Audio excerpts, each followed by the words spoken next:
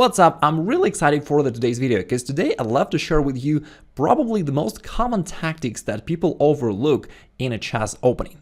And I'm going to prove it with statistics that exactly the majority of the players play around, allowing for you to take advantage of this winning opportunity. You just got to know how to do that. And I'm going to share with it to you today. Let's say we start off with the move pawn e4, pawn e5. We go into some common opening. Let's say the Scotch Gambit. All right, bishop c4, bishop c5, pawn to c3. Now, guess which move is the most popular move for black here? Well, it is the move pawn takes c3, which exactly misses the tactics that I'm talking about. And why is that so? Well, I think that is just more of a, an intuitive thing. People just don't expect for some tactical pattern to occur here, and yet it is the case. Pawn takes c3 is a bad mistake here for black, because there is a move that you just got to be aware of. It's the move queen to d5, And what it does is that it threatens checkmate over here, and it also threatens the bishop. And that is the tactical motif that in different variations of it works in a lot of the common openings. Now, in this particular case, queen d5 does not work because black can play queen e7 and defend both of his weaknesses. But you can still make it work if you just take this move back, and instead of playing queen d5 right away, you first sacrifice your bishop over here, calling black's king out, and after that you follow up with queen d5, basically utilizing the same idea, but now it's a lot more effective because black cannot defend against it. Black has to move the king, and after the king moves, you can pick up the bishop. In this particular variation, I do recommend that you also toss in an in-between move queen h5, provoking black to push the pawn forward, and we're going to see in a moment why it is so beneficial for you, because after pawn g6, queen takes c5. Now, with the help of this little tactical operation, you completely expose black's king. Also, notice that it already made a move, therefore it cannot castle anymore in this game, which gives you a lot of advantages. For example, let's say black captures over here. Now, bishop takes b2, attacking along this diagonal. That's why we wanted for black's pawn to be here. Now this diagonal is even weaker, and we actually attack the rook. And this is already completely winning for you, because you just have this free attack against opponent's king, which can't castle in this game anymore. And black can't just do anything. Say they go knight f6 to cover, the rook. You simply castle, and at some point you're going to play e5. Let's say they go d6 or whatever, move your queen away. At some point you're going to play e5, open up this e-file, and just checkmate black's king. Again, there is simply nothing black can do against it. It is as simple as that. By the way, if you enjoyed this variation, I've got a dedicated video about the Scotch Gambit, which I'll link up there, and you may check it out later. And of course, the same tactical motifs works across various different openings, not just in the Scotch Gambit. Let's take a look at one more example where your opponents are highly likely to play wrong. So if we're going into the bishop's opening, one of my favorite openings, black goes knight f6, the most common move for black to play, and now you confuse black with the move pawn to d4, trying to challenge black in the center right away. Now, what is your opponent going to do? Well, there are basically just two options because you attack them. They're going to take here or here. And if they take here on e4, you recapture here on e5, guess which move is the most popular for black in this position? According to the Lichess database, the majority of the players play the move bishop c5, which is a losing mistake. And I hope that by now you can take advantage of it and you already have an idea of how you can win the game. Again, most players are unaware of it, but if you know it, you just win in one move. And that is the move queen to d5. I call it a queen jump. Very often your opponents don't expect your queen to be developed early, because classical chess rules tell you that you're going to postpone your queen development. But in some cases, this quick jump allows you to just win something right away. For example, here we attack here on f7, and it's a double attack to the knight. We somehow pressure the bishop as well, but mainly the knight.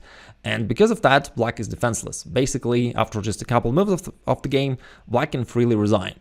I mean, they can take the pawn over here, but it's just one check. That doesn't change the situation overall. We still have this double attack against f7 and e4, therefore black will still have to castle, and you just win a free knight, and after that you hopefully convert it into a winning game. Alright, let me show you one more example where the same tactical idea works, and I hope that you'll be able to find the right move here on your own. After e4, e5, let's say we go into the Danish Gambit here with knight to c3, knight c6, bishop c4, and one of the common moves for black is bishop c5, which reaches the position similar to the ones we talked about before. Therefore, I hope that you can find the right move on your own, and I'll give you a few seconds to think about it. And after that, let's find the solution yourself. Again, lots of your opponents will play these common moves just thinking that it's a standard development move, there is nothing wrong with it, kind of the Italian game, but it isn't, because you still win with the move bishop takes f7 first, and after that you follow up with this queen jump, with the double attack to the king and bishop, and as we already know, that just simply exposes black's king, it can't castle anymore, and it gives you a simple winning attack afterwards. Now let me show you a slightly different version of the queen jump tactics that works for black as well, and again, it occurs in different openings. So let's say we go here into one of the classical openings, bishop c4, knight f6, and in this position, one of the really common errors of white is playing knight to c3, simply to defend this pawn. Looks like there was nothing wrong with it, but it allows black for these knight takes e4 tactics. And after that, pawn d5, and usually, especially on amateur level, it gives black a winning position after that. I've recorded actually another video about this particular variation. If you're curious, I'll link it above and you may watch it later. There are different moves of white, and most of them are pretty bad. Again, I analyzed them in that separate video, but for now let's take a look at the option bishop to b5, which initially looks quite advantageous for white. Put in a knight on your pin, and as you capture this knight, white responds with knight takes e5. And at this point your opponent feels good. There is this pin, the knight attacks this knight over here, looks like white is attacking. But if you know the queen jump tactics, you can turn it around with a simple move. In this case, the queen jump is queen to g5. And as usual, it is a double attack. It attacks, in this case, the knight as well as this pawn on g2. It also kind of x-rays this bishop on b5. So if the knight moves, you can pick up the bishop as well. And again, if you know this, you're just winning. And let me take this move back. Guess what most players do in such cases? Instead of queen g5, because they're unaware of these tactics, they play a passive move bishop d7 just to defend the knight, which gives white a better game. So you can see a big difference between knowing these tactics and not knowing it, because if you know it, you don't play this bad move. You instead just use the queen jump and you win, basically, in one move. Because in most cases, I've checked the database, because white doesn't know how to handle this pressure. They take here on c6, trying to eliminate at least one piece, which was under the fire of your queen. Now this knight is still hanging, right? So they take here, now you capture on g2, completely destroying white's position, attacking this rook, and after rook f1, you have even a couple moves to win the game. A funny line is bishop g4, because it simply traps the queen. And you win, time for white to resign. The next trap is one of my favorite ones. It works in the bishop's opening and is extremely common. But before I go into it, let me also quickly remind you that there are just 2 final days where you can take advantage of our Black Friday deal and get any of our premium courses at a 60% discount. Therefore, if you're interested to level up your chess, to achieve your chess goals, you may click the link below the video, pick up a course which you enjoy and get it at a greatly discounted rate. Also, it works for our packages. So if you get, let's say, my super pack with all of the courses I've ever created, you already have a bulk discount because it's a package deal. And on top of that, you've got a 60% discount. So overall, it becomes, I don't know, like the greatest discount ever. Also, because I've just realized that it is a Cyber Monday today and I wanted to make something nice, I've decided to add a free bonus. So if you get any of our premium courses, besides that discount, you will also get my book, a promoted pawn, which is normally worth, I think, $79, something like that. You get it for free, just as a bonus for the Cyber Monday deal. And those who purchase our courses within the last few days for the Black Friday deal will get it just as well. Okay, so if you're interested, click the link below the video and you can take advantage of it for just 2 more days. And let's come back to one of my favorite traps. When you go into the bishop's opening and you play them with bishop c4, very often your opponents aren't familiar with the bishop's opening, they don't know what to do, and they simply play bishop c5, a symmetric move, hoping that you'll play a knight f3, they'll respond knight c6, and that will transpose into the Italian game, something familiar to them. But instead of this, you play another move, which confuses them. It's the move pawn d4. And now, there is a really funny thing here.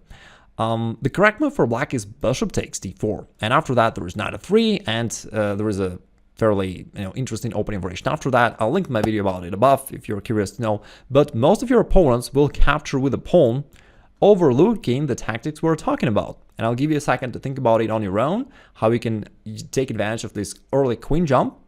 And the queen jump usually works in 2 ways. It's either an immediate jump, or you first sacrifice your bishop on f7 to call the opponent's king out, and you just see which one works. For example, in this case, you could try queen h5, an immediate queen jump with a double attack of these 2 weaknesses, but black could play queen e7 and cover them. Okay, I mean, you can still play bishop f7 here, but it's even more efficient to first capture the bishop over here, king takes, and now queen h5 with the attack over here, and over here. And thanks to these little tactics, you just win a pawn. Let's say king goes somewhere, you grab the bishop, check once again, pawn d6, now queen takes d4, and now you're up a pawn. You force the opponent's king to move, and it's completely exposed, and therefore you got a winning game just because you know this winning tactics, and most of your opponents don't. Alright, let me show you a final example where if you know the right move, you can win instantaneously, but most players don't. After knight f3, one of the defenses for black is the Philidor defense, and now if we go d4, putting more pressure on this pawn, black defends it, you go bishop c4. Now black may get worried about, you potentially going after this pawn, and if black wants to stop your jump over here, they may play bishop to e7. Feels safe, but it's actually a pretty bad move. Now after a trade here on e5, guess which move is the most played here in this position according to the Lichess database? In most cases, white castles. There's nothing wrong with this move, generally speaking, but in this particular case, white misses an opportunity to win the game just in one move, basically. The winning shot is the one that I hope you can find, so I'll give you a second to think about it. In this case, there are no even tactical ideas, it's just this queen jump thing, queen d5. Attack over here, and black does not have any defense. They can try knight h6, but you can take it anyway, and after that, it's queen takes f7 checkmate.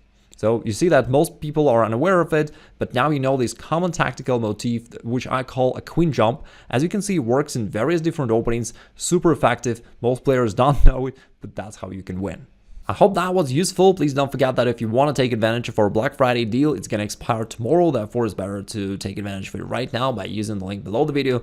Thank you very much for watching. Keep crushing it. Talk soon.